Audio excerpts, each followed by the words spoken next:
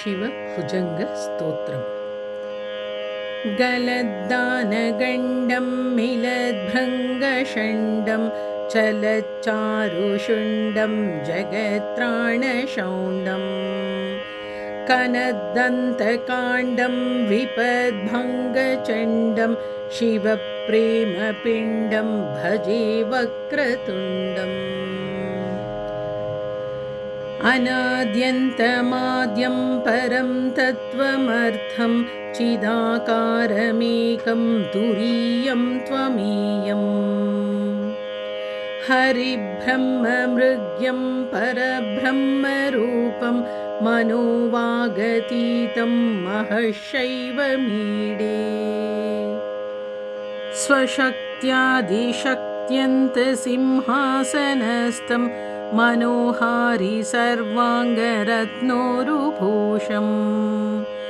जटाहीन्दुगङ्गास्तिशम्याकमौलिं पराशक्तिमित्रं नुमः पञ्चवक्त्रम्।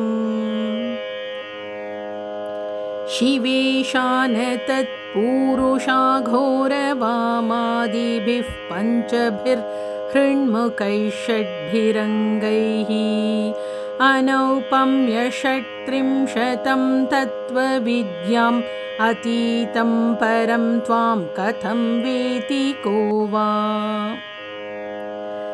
प्रवालप्रवाहप्रभाषोनमर्धं मरुत्वन्मणिश्रीमहश्याममर्धम्।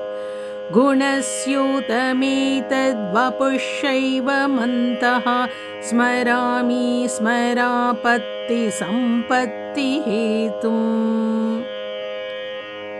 स्वसेवासमायात देवासुरेन्द्रान् आमन्मौलिमन्दारमालाभिषक्तम्।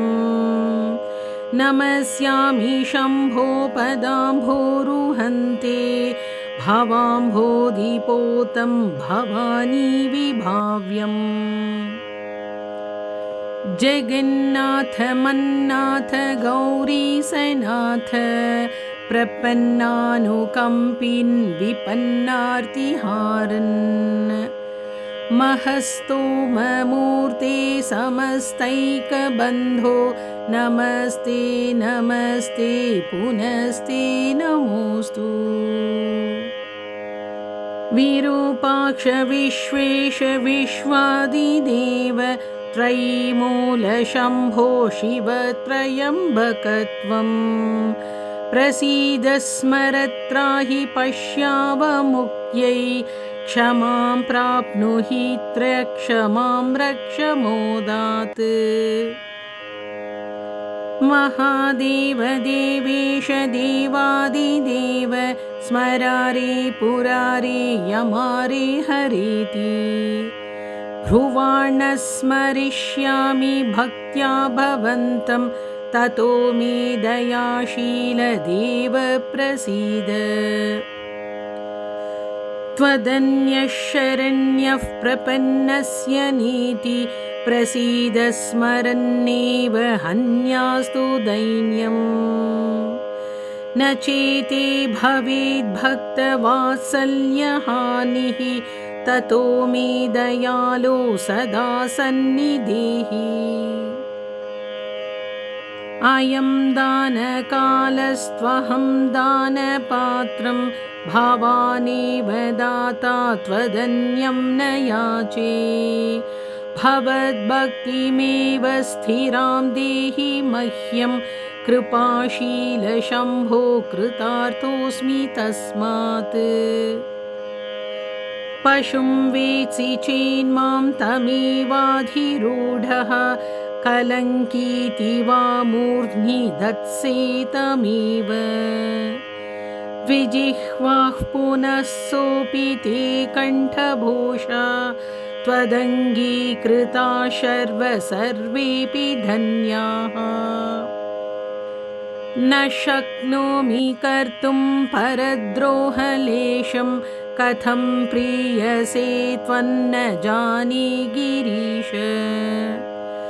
तथा हि प्रसन्नोऽसि कस्यापि कान्ता सुतद्रोहिणो वा पितृद्रोहिणो वा स्तुतिं ध्यानमर्चां यथावद्विधातुं भजन्नप्यजानन् महेशावलम्बे त्रसन्तं सुतं त्रातुमग्रे मृकण्डोर्यमप्राणनिर्वापणं त्वत्पदाब्जम् शिरोदृष्टिहृद्रोगशूलप्रमेह ज्वरार्शो जरायक्ष्महीकाविषार्तान् त्वमाद्योभिषग्भेषजं भस्म शम्भो त्वमुल्लाघयास्मान् वपुर्लाघवाय दरिद्रोऽस्म्यभद्रोऽस्मि भग्नोऽस्मि दूये विषण्णोऽस्मि सन्नोऽस्मि खिन्नोऽस्मि चाहम् भवान् प्राणिनामन्तरात्मासि शम्भो ममाधिन्न वेत्सि प्रभो रक्ष मां त्वम् त्वदक्ष्णोः कटाक्षः पतित्र्यक्ष यत्र क्षणं क्ष्मा च लक्ष्मी स्वयं तं वृणाते किरीटस्फुरच्चामरच्छत्रमाला कलाची गजक्षौमभूषाविशेषैः भवान्यै भवायापि मात्रे च पित्रे मृडान्यै मृडायाप्यघग्न्यै मखग्ने शिवाङ्ग्यै शिवाङ्गाय कुर्मः शिवायै शिवायाम्बिकायै नमस्त्र्यम्बकाय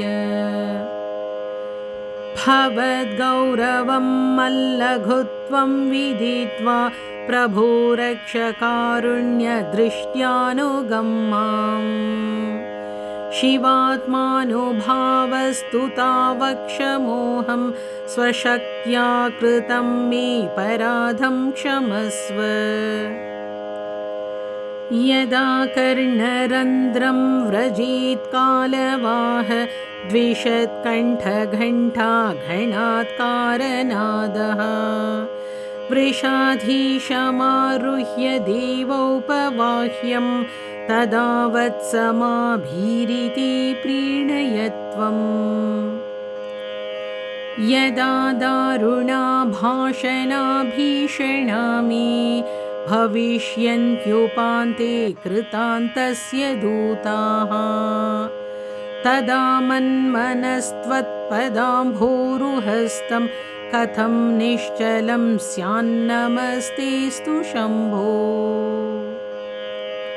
यदा दुर्निवारव्यतोऽहं शयानो लुठन्निश्वासन्निःसृता व्यक्तवाणिः तदा जह्नुकन्या जलालङ्कृतन्ते जटामण्डलं मन्मनो मन्दिरं स्यात् यदा पुत्रमित्रादयो मत्सकाशे रुदन्त्यस्य हा कीदृशीयं दशेति तदा देवदेवेश गौरीश शम्भो नमस्ते शिवायेत्यजस्रं ब्रवाणि यदा पश्यतां मामसौ वेति नास्मान् अयं श्वास एवेति वाचो भवेयुः तदा भूतिभूषं भुजङ्गावनद्धं पुरारे भवन्तं स्फुटं भावयेयम् यदा यातना देहसन्देहवाही भवेदात्मदेहेन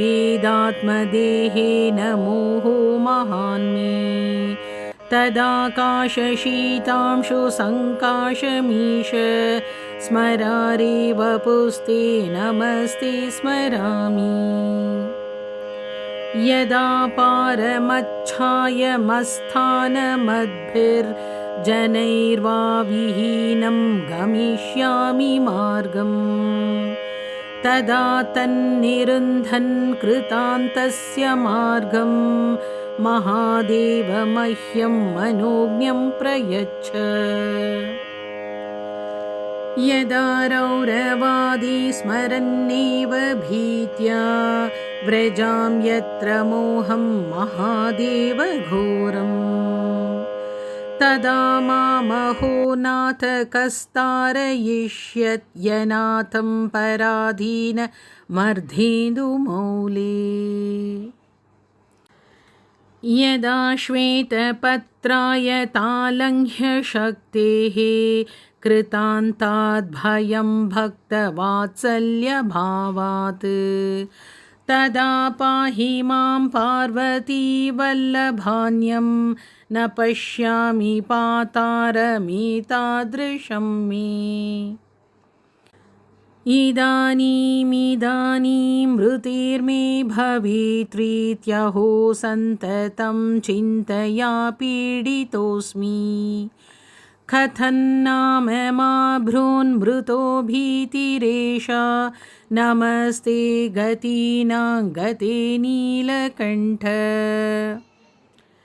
अमर्यादमेवाहमाबालवृद्धं हरन्तं कृतान्तं समीक्ष्यास्मि भीतः।